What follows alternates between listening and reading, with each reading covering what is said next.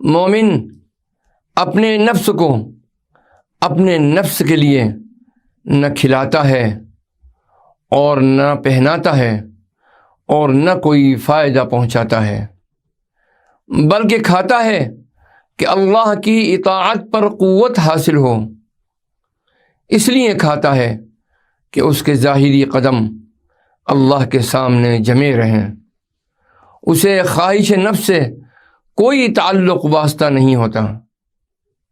ولی اللہ کے حکم سے کھاتا ہے، اور ابدال جو قطب کا وزیر ہوتا ہے اللہ تعالیٰ کے فعل سے کھاتا ہے، اور قطب کا کھانا اور تمام تصرفات رسول اکرم صلی اللہ تعالی علیہ وسلم کے کھانے اور تصرفات کے مانند ہوتے ہیں۔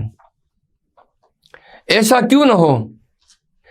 کیونکہ قطب تو رسول پاک صلی اللہ تعالی علیہ وسلم کا غلام اور نائب اور آپ کی امت میں خلیفہ ہے، وہ تو رسول اکرم صلی اللہ علیہ وسلم کا خلیفہ ہے۔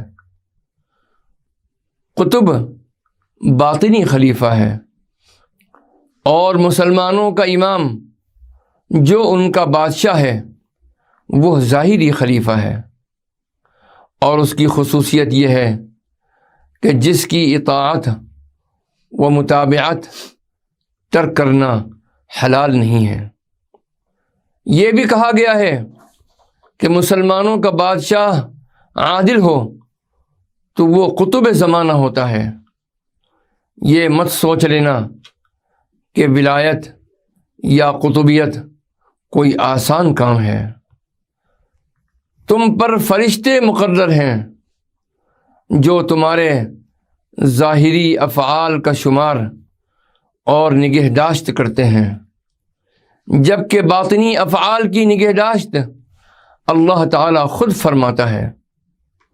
تم میں سے ہر ایک قیامت کے دن حاضر کیا جائے گا، ہر ایک کے ساتھ وہ فرشتے ہوں گے جو دنیا میں اس کی نیکیاں اور بدیاں لکھ رہے تھے۔